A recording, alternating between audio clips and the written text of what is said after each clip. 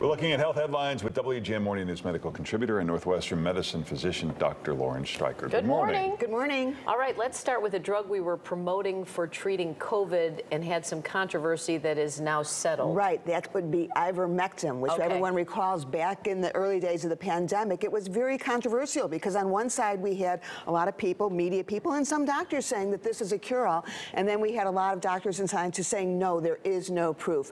And there was a lot of back and forth because there were no good studies. So finally, a good study has been done. It was just released. 1,300 people who were diagnosed with COVID. Within 3 days of that diagnosis, half of them got ivermectin, half of them got a placebo drug, and then they watched to see what happened. And what they found is that the ivermectin group did not have less hospitalizations. They did not have less deaths. In fact, they did worse. So I think we can finally put that to bed. But the good news is we're not relying on unproven treatments because we have a lot of good things now, not to mention your best bet at staying healthy is getting vaccinated. All right. And we keep hearing both sides of this. Is wine good for the heart or bad for the heart? Well, this was an article that Larry, you sent to me, and I'm so glad you did because it's really interesting. There have been a number of studies that have come out over the years saying, have that glass of wine at night and it's going to keep you healthier, particularly red wine with all those antioxidants. Well, so this new very large study, over 370,000 people that were in it, that came out, and they analyzed the data a little different. And what they found is that it's not that the wine was making people healthy, is that they were healthy people that were drinking wine. You know, that the people who have the glass of wine are the same people that are exercising, that are eating healthy, that are watching their weight. So this is an example of correlation versus causation, which we see all the time. I see it in my world when you hear that if you have a lot of sex, you'll live longer. No, if you're healthy, you'll have a lot of sex and you'll live longer. So back to the wine. Bottom line is when they did this reanalysis of the data, they said, actually, wine isn't good for your heart and you shouldn't be drinking wine. My analysis is that if you're going to have that glass of wine, make sure that you also have a healthy lifestyle, just to kind of offset it. So. Yes.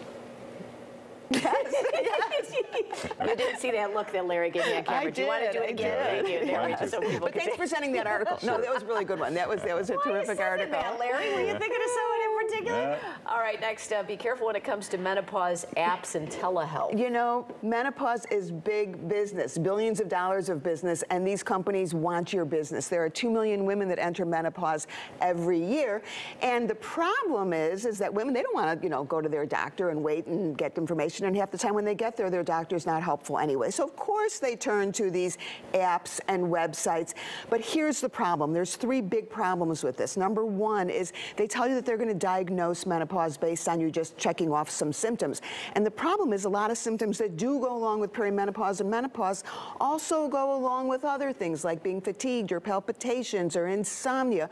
So you might miss another diagnosis or think you're a perimenopausal or menopausal when you're not. But even more serious is a lot of these websites are going to prescribe hormone therapy or antidepressants based on this questionnaire. And not only may it not be the best option for you, but it may be the wrong option. And tip number 3, the biggest red flag is if they want to sell you a product, and most of these sites do, you do not want to go there for your information because they want to sell you this stuff, which quite frankly doesn't work. But there's a lot of money to be made. So buyer beware when it comes to these apps and websites because they are just, every day I hear about a new one. All right, for more, you can check out Dr. Streicher's podcast, The Menopause Podcast. For good information. Accurate information, and I'm not selling anything. All right, thanks, Dr. Streicher. Good to see you again. Thank you. Hey, Tim.